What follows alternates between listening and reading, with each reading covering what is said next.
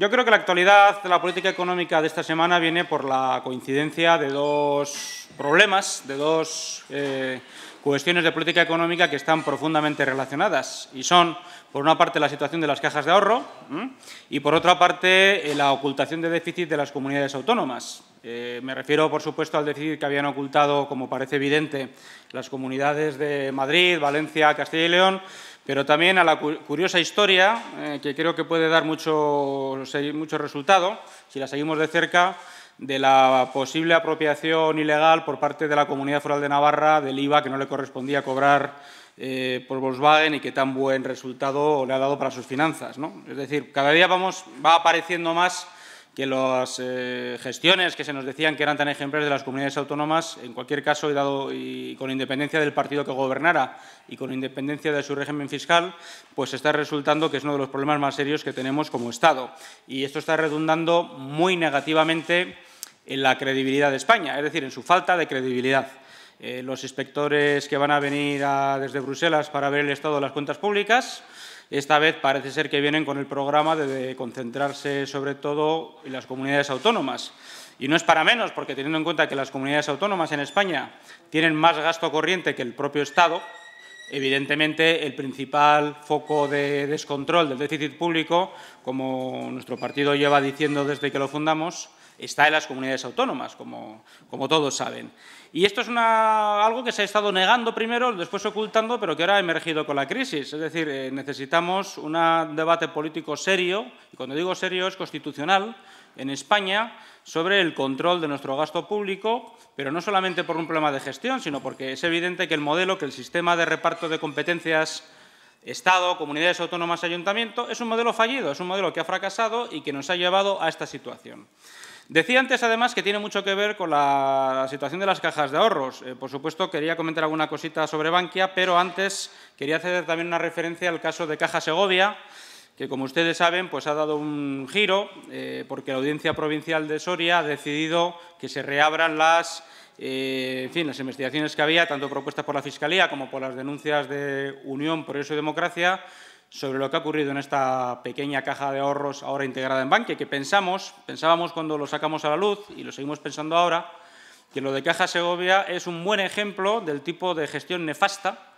que se ha llevado las cajas de ahorro españolas y que han llevado también esta situación. Como ustedes saben, el presidente de esta caja, poco antes de su fusión con Bankia, pues se autoasignó una indemnización por prejubilación de 12 millones de euros y el conjunto del comité de unos 30 millones de euros. En fin, nosotros presentamos en su momento una denuncia porque podía ser un delito de administración desleal, pero también un delito contra la seguridad social y un delito societario por adjudicarse indemnizaciones ilegales y muy por encima, en cualquier caso, de la cuantía que les podría corresponder. Primero fue desestimada, incluso hubo una denuncia por parte de los denunciados, una contradenuncia, y finalmente ha sido la Audiencia Provincial, con el apoyo de la Fiscalía, la que ha decidido que se reabra la totalidad de la denuncia. Bueno, ¿por qué decimos que lo de Caja Segovia puede ser un poco un ejemplo de cómo se ha actuado? Bueno, pues porque es así, porque todos hemos ido asistiendo a cómo los administradores de las cajas de ahorros, que no olvidemos, y esto es muy importante, han sido puestos ahí por los mismos partidos políticos que gobernaban las comunidades autónomas o las provincias donde actuaban, pues se han dedicado realmente a algo que se podría definir, sin exageración creo, como un saqueo.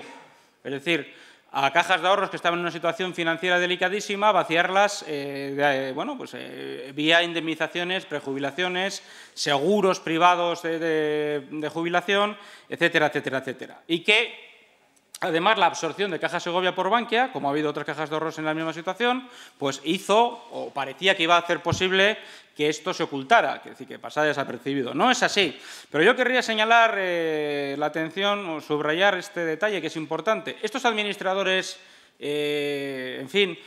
han cometido este tipo de posibles fraudes muy graves, son los mismos que han nombrado los partidos políticos que gobiernan provincias y comunidades autónomas, diputaciones provinciales y comunidades autónomas. Y son esos mismos administradores los que han administrado mal cajas de ahorros y los que han administrado mal comunidades autónomas. De manera que aquí está claramente la raíz política del problema gravísimo que tenemos,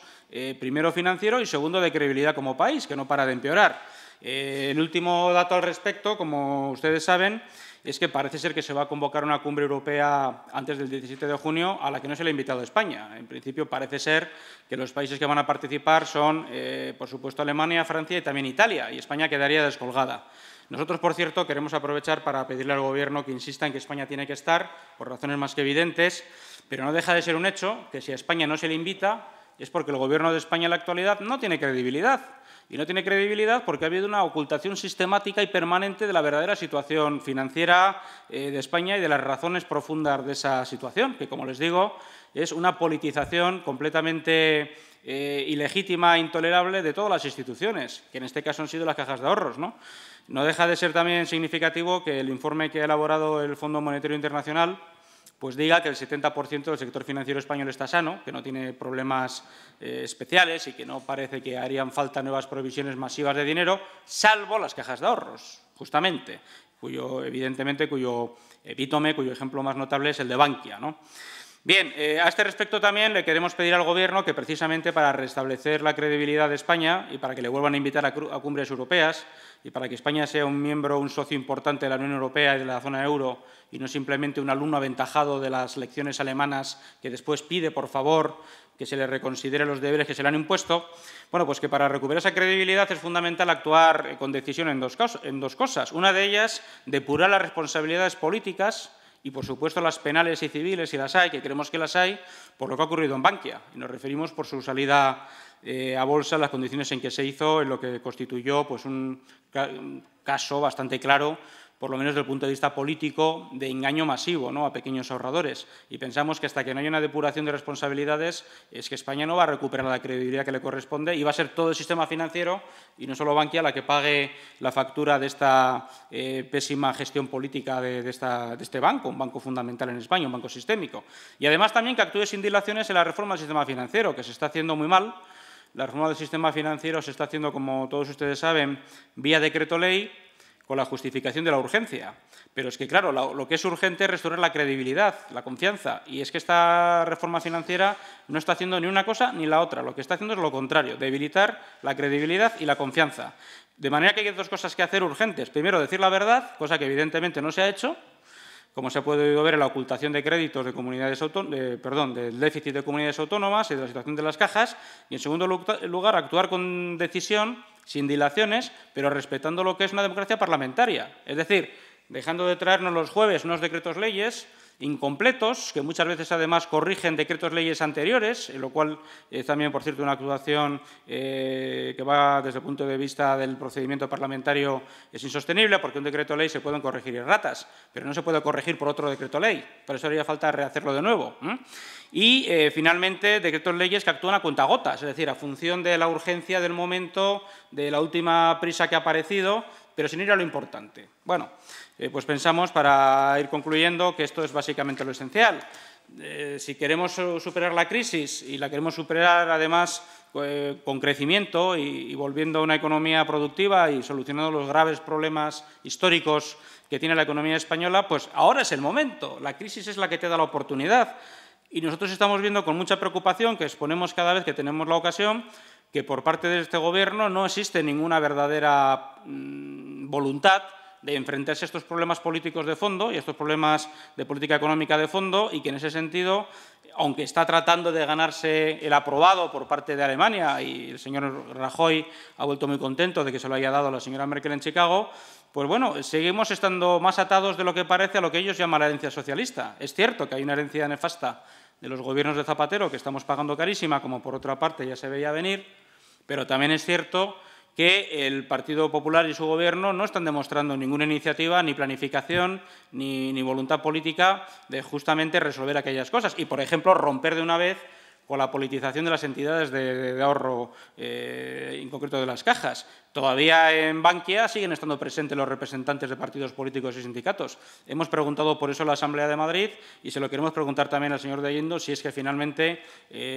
lo permite. Sabemos que esta semana va a comparecer en comisión, pero como también saben, consideramos que es insuficiente y queremos que comparezca en el Pleno. Yo quería preguntarle si cree que el fiscal general debería actuar también sobre Bankia, ya que ha anunciado que investigará responsabilidades penales en las cajas de ahorro, ahorros. Y luego también sobre si cree que hay posibilidades legales para garantizar el voto de la diáspora vasca, que el ministro ha dicho que querían intentarlo, ¿cómo creen que es posible? Sí. Pues sí, efectivamente, respecto a la pregunta de la Fiscalía, del fiscal general, por supuesto que Bankia no debe de permanecer al margen, todo lo contrario. Aunque sea una caja de ahorros o lo fuera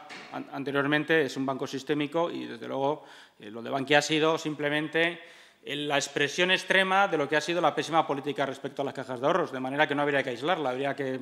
justamente actuar ahí con más decisión, ¿no? Ya digo que nosotros vamos a pedir, además, en el Congreso que se investiguen si hay responsabilidades penales y, por supuesto, que se asuman las responsabilidades políticas. Y en este sentido tengo que decir que las responsabilidades políticas son compartidas. No son solo, como dice, por ejemplo, el Partido Socialista y el Partido Popular. También el Partido Socialista e Izquierda Unida y Comisiones Obreras y UGT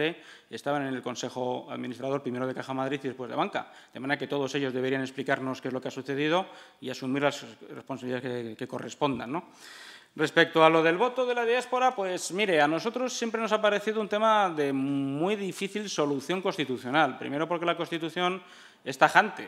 establece la provincia como circunscripción electoral, cosa que, por cierto, nosotros queremos cambiar, pero bueno, de momento está así, ¿no? Y a eso hemos de atenernos. Y entonces, por otra parte, España es un Estado único, es decir, en España no hay exiliados en el sentido literal. Hay gente que se ha tenido que marchar del País Vasco, por supuesto, desterrados, pero siguen siendo ciudadanos españoles que votan en España, ¿no? Votan en provincias, este es el problema. Y luego las cifras que se manejan, a mí la verdad, yo no sé exactamente de dónde se extraen, porque una cosa es la disminución del censo demográfico del País Vasco, que en gran parte se debió a la crisis industrial de los años 70 y 80 sobre todo, en que muchos jubilados, sobre todo, y personas que habían emigrado antes al País Vasco, pues volvieron a sus provincias, a sus pueblos de origen, y no todo el mundo se ha marchado del País Vasco, ni mucho menos por presiones de ETA. Hay, desde luego, mucha gente que sí que lo ha hecho, pero insisto que me parece difícil de cuantificar, porque además, ¿cuál sería el criterio de validez de todo esto? Vaya, que lo vemos, como digo, de una enorme complicación y probablemente no creemos que esto vaya a resolverse de una manera positiva, ¿no? Y lo que sí nos parece es una cortina de humo para desviar la cuestión, porque vamos a ver, si en el País Vasco no hay condiciones democráticas plenas para ejercer el derecho al voto libremente, que sería lo que justificaría esa especie de voto desplazado excepcional, ¿por qué es? Porque lo que se nos está diciendo incluso desde el propio Gobierno es que, bueno, pues hoy en día ETA está derrotada, no hay negociación política alguna en marcha, no hay partidos políticos que representen a ETA, luego, por lo tanto, hay condiciones de plena libertad, y eso es contradictorio con lo que se dice de ese voto exiliado.